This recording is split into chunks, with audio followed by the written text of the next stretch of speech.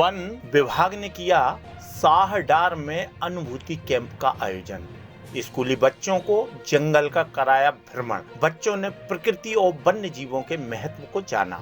Katni one विभाग की ओर से छात्रों को जंगल के प्रति जागरूक करने, जंगल के महत्व और वन्य प्राणियों की जानकारी देने के लिए अनुभूति कार्यक्रम का आयोजन साहडार में आयोजित किया गया।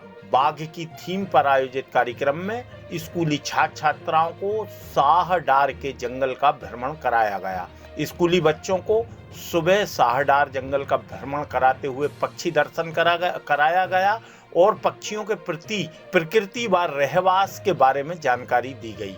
बहरहाल साथ ही वन विभाग अधिकारियों ने प्रकृति और वन्य जीवों की महत्वता को बताते हुए प्रकृति के संतुलन में उनकी भूमिका के बारे में जानकारी प्रदान की। जंगल में भ्रमण कराते हुए बच्चों को मिट्टी कैसे बनती है, इसका निर्माण कैसे होता है, नदी का कैसे उद्गम बनता है, यह अपना रास्ता किस दिशा में तय करता है, वृक्षों की इकोसिस्टम में क्या भूमिका बनती है, सहित प्रकृति आधारित अन्य विषयों पर जानकारी दी गई। वहीं बच्चों को जैव विविधता, पारिस्थितिक तंत्र, ग्लोबल वार्मिंग, वनों के प्रदूषण, वनों से संबंधित लोक ज्ञान के बारे में विस्तार पूर्वक बताया गया। वहीं छात्राओं द्वारा भी मनमोहक रंगोली बनाई गई। इस दौरान वन विभाग अधिकारियों ने बच्चों को पर्यावरण संरक्षण की शपथ दिलाई और बच्चों के बीच प्रमाण पत्र का वितरण किया। विदित हो कि इससे पूर्व भी छात्रों को प्रकृति और मानव के बीच की कड़ियों में आने वाले कार्यों को लेकर अनुभूति कार्यक्रम के तहत जानकारी प्रदान की जाती रही है।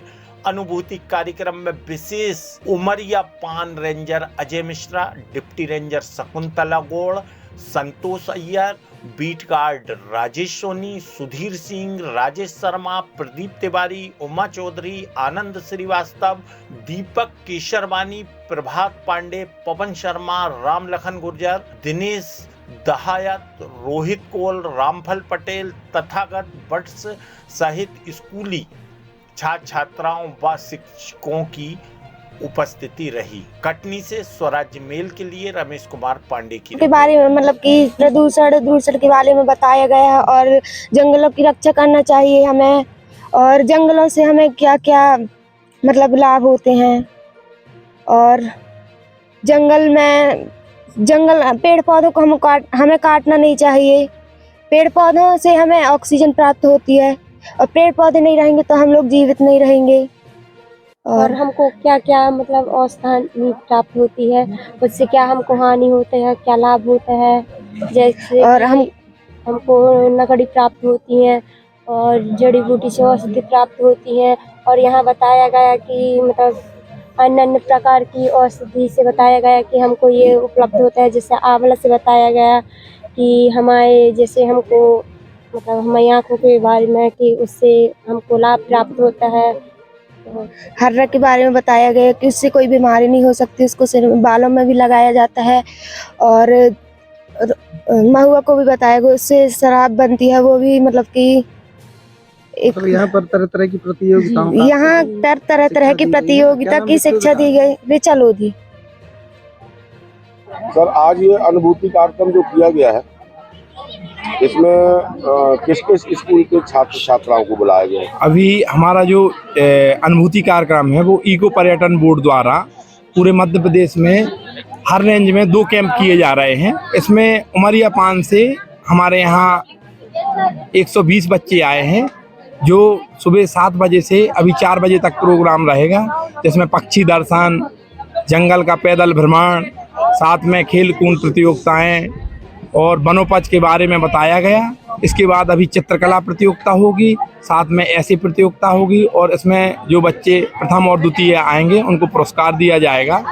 और हमारे इस कार्यक्रम में मास्टर ट्रेनर मिश्रा जी का पूरा साथ में योगदान रहा है।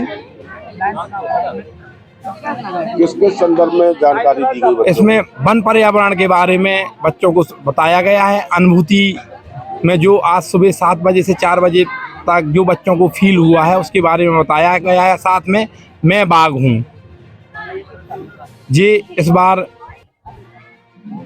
मोनो रखा गया है। किया और बच्चों को हमने ये समझाया कि बेटा देखो, जिस प्रकार से ये पेड़ पौधे, जैसे हमारा आज का जो थीम है इस साल जो अनुभूति का है, मैं भी बाघ हूँ। बाघ किस प्रकार से इस जंगल में रहेगा, जंगल का किंग होकर जो प्रकृति के संतुलन में एक छत्र की तरह, एक छाते की तरह भूमिका निभाता है। इसी प्रकार बच्चे, आप लोग भी आने वाली पीढ़ी के भविष्य हैं। जब आप लोगों का जो स्नेह है इस प्रकृति के परे बढ़ेगा तो आप लोग अन्य बच्चों को, अपने पेरेंट्सों को, अपने पड़ोसियों को समझाएंगे, उनका भी इसके प्रति लगाव बढ़ेगा। तो वन विभाग का जो उद्देश्य है, मैं बाघ हूँ और इस प्रकृति को बढ़ाना है, वह सफल हो जाएगा। जय हिंद।